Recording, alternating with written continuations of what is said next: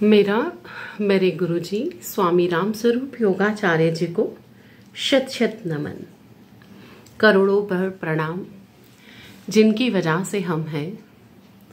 वेदों का ज्ञान हमें उनसे मिला। वो अष्टांग योग के ज्ञाता हैं और उन्होंने 6 शास्त्र, उपनिषद, रामायण, महाभारत और भी बाइबल, कुरान सब पढ़े हैं और कोई भी प्रश्न उनसे कोई पूछे तो वो उसका उत्तर देते हैं। तो आज जो मेरा वार्तालाप का विषय है वो ये है कि गुरुजी ने कुछ बातें हमें जीवन में बताई, ज्ञान दिया जो मुझे अति प्रिय लगा। तो मैंने सोचा मैं अपने दर्शकों के साथ ये ज्ञान बांटना चाहती हूँ। जिसको अच्छा लगे वो पालन करे और जिसको नहीं तो वो उसकी मर्जी। तो गुरुजी ने पहला ज्ञान जो मुझे उनका बहुत अच्छा लगा, उन्होंने अपनी वीडियो में भी बोला है, मेरे ख्याल से डिवाइन लाइट ऑफ वेदास में आप उनकी ओरिजिनल वीडियोस देख सकते हैं। ओरिजिनल वर्जन है उनकी ज्ञान का। तो उन्होंने पहला ये बात बोली कि 3 लोग ये अपना हम जन्मों जन्मों से घूम रहे हैं। वाकई कभी चिड़िया बन के, फ्रांस, हो सकता है मेरा जन्म फ्रांस में हुआ हो चिड़िया बन के, कभी कुत्ता बन के, कभी गधा बन के, कभी घोड़ा बन के, कभी वृक्ष बन के। तो गुरुजी कहते हैं वृक्ष बन के तो खैर घूम नहीं सकते, लेकिन एक ही जगह पे खड़े रहेंगे। तो गुरुजी कहते हैं कि हम जन्मों जन्मों से घूम रहे हैं और फिर हमारा अपनी योनियों को काटने के बाद तो हमारा 84 लाख योनियां नहीं होती। गुरुजी कहते हैं कि जितने आपने बुरे कर्म किए हैं उसके अनुसार आपको योनियां मिलेंगी और जिस दिन वो कर्म खत्म हो जाएंगे, हो सकता है 20 लाख में खत्म हो जाए तो आपका मनुष्य जन्म हो जाएगा। और अगर 84 लाख से ज़्यादा भी आपके बुरे कर्म है तो उसमें भी वो आप ज़्यादा भी हो सकता है। इसका कोई टाइम पीरियड फिक्स नहीं है। तो उन्होंने बताया कि हम और मनुष्य जन्म जब मिलता है तो ईश्वर का जो विधान है वेदों में बताया है, ऋग्वेद और सामवेद में भी, कि हमें मोक्ष प्राप्ति के लिए मिला है कि हम भक्ति करें। क्योंकि एक मनुष्य जन्म ऐसा है जिसमें हम भक्ति करके अपने कर्मों का सुधार कर सकते हैं और कोई जन्म ऐसा नहीं जिसमें हम अपने कर्मों का सुधार कर सकते हैं। लेकिन हम इस जन्म में भी पैदा होकर घूमने में ही लगे रहते हैं, मौज मस्ती में लगे रहते हैं कि आज यहाँ घूम आए, आज मूवी देख ली, आज ये किया। वो भी ज़रूरी है, भौतिक उन्नति तो चलो ज़रूरी है ही है, परंतु हमारा आध्यात्मिक उन्नति का जो लक्ष्य है ना वो कभी भी पीछे नहीं होना चाहिए। आध्यात्मिक उन्नति का हमें एक संकल्प लेना है कि ये मुझे साथ ही रखनी है। तो हम ये याद रखें कि हम विभिन्न योनियों में, हर देश, हर जगह मैक्सिमम हम घूम के आए हैं और अब हमारा जो मनुष्य जन्म हुआ है वो मोक्ष प्राप्ति के लिए हुआ है। एक हो गई बात।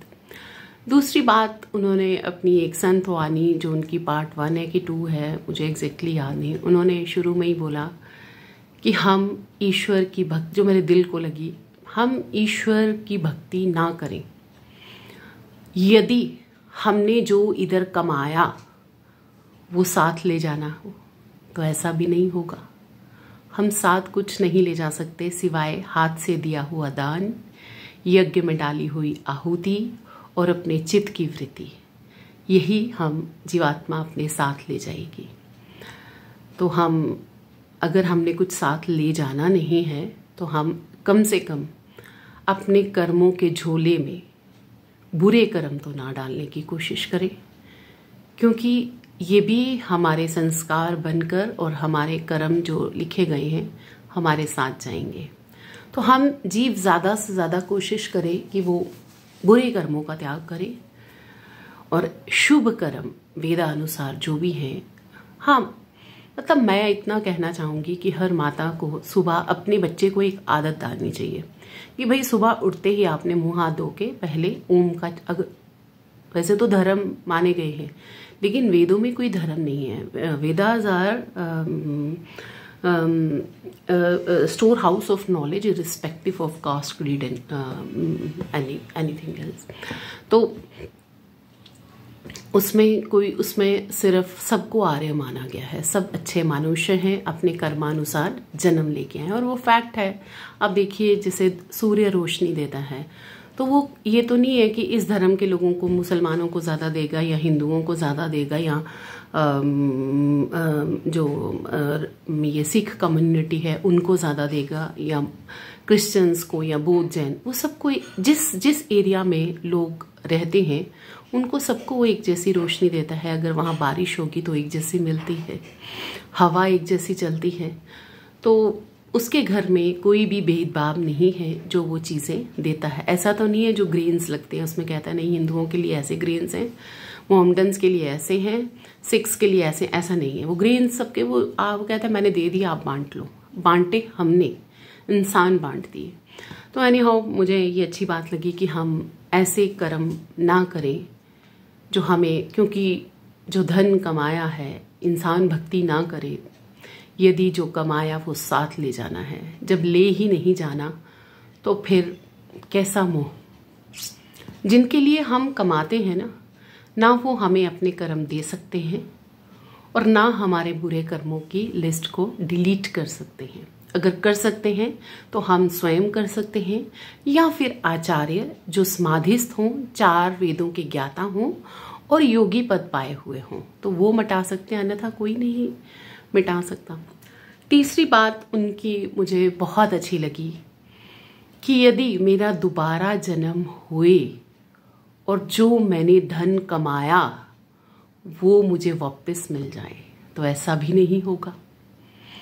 आप इमेजिन करें जिस दिन आपकी आंख मिच गई तो आपकी दौलत जो है वो बांट ली जाएगी उसी टाइम, क्रीमेशन के बाद थोड़े दिन बाद, लेकिन बांट ली जाएगी ना। तो फिर आपका रीबर्थ हो जाता है 14th डे, और मतलब गुरुजी कहते हैं कि 14वें दिन जीवात्मा जन्म ले लेती है, तो आपका रीबर्थ हो जाता है। आपको तो याद भी नहीं रहता कि मैं पिछले जन्म में क्या था, कौन था, और वो धन आपको नहीं मिलना, तो फिर पाप क्यों। फिर हम भ्रष्टाचार ना करें, हर एक में इंसानियत देखें, सबसे प्यार करें, किसी से घृणा ना करें। आज पॉलिटिक्स का बड़ा चलन हो गया है, घर घर में पॉलिटिक्स है, इंस्टीट्यूशंस में पॉलिटिक्स है, परंतु यदि हम इस ज्ञान को अपने मन में रखेंगे ना तो शायद कहीं घृणा, नफरत, कॉम्पिटिटिव स्पिरिट ये चीज़ें कम हो जाए। कंपटीशन करना अच्छी चीज़ों के लिए करें, ये चीज़ें शायद कम हो जाएं, मुझे नहीं मालूम। और चौथी बात उनकी जो मुझे बहुत अच्छी लगी, उन्होंने कहा एक यज्ञ की कीमत 3 लोक बेचकर भी नहीं दी जा सकती, जहाँ योगी जन बैठे होते हैं, ऋषि मुनि बैठे होते हैं। क्योंकि उनकी मैंने यहाँ एक पुस्तक रखी है, yoga a divine Vedas philosophy, मेरी अति प्रिय पुस्तक है ये। तो उसमें क्योंकि गुरुजी ने बताया है कि कहाँ चला गया वो,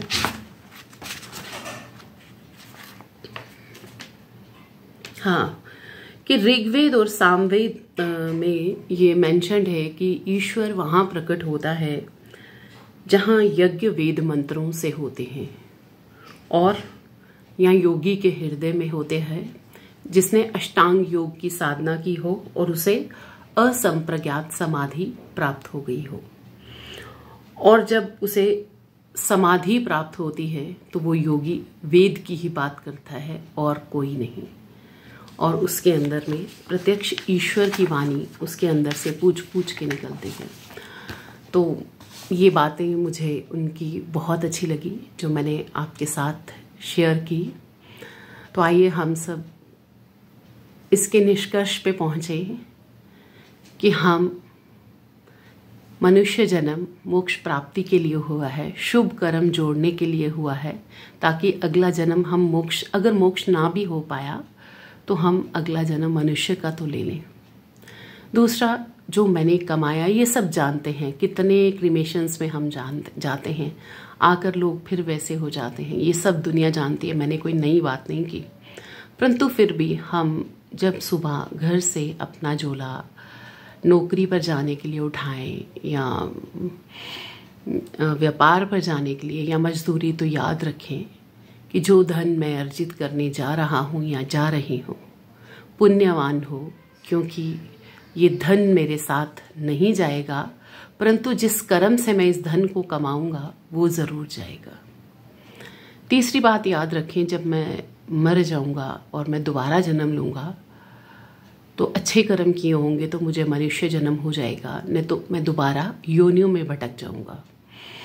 तो और मुझे ये धन भी वापस नहीं मिलेगा, ये तो यहीं रह जाएगा।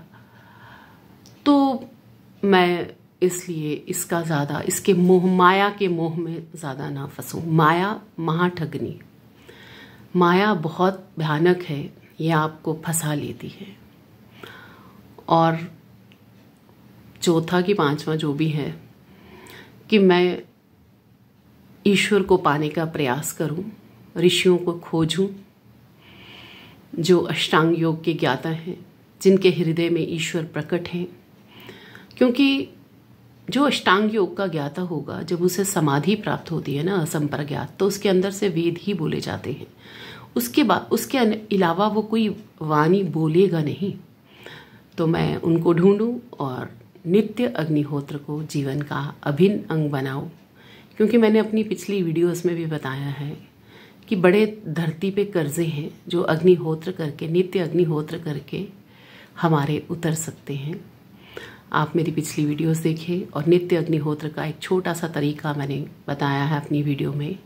घर में जाने से पहले नित्य अग्निहोत्र ज़रूर करें और आते भी उस पात्र को देखें और याद करें, ये आहुति मेरे साथ जाएगी, सुपात्र को दिया हुआ दान मेरे साथ जाएगा और कुछ भी मेरे साथ नहीं जाएगा।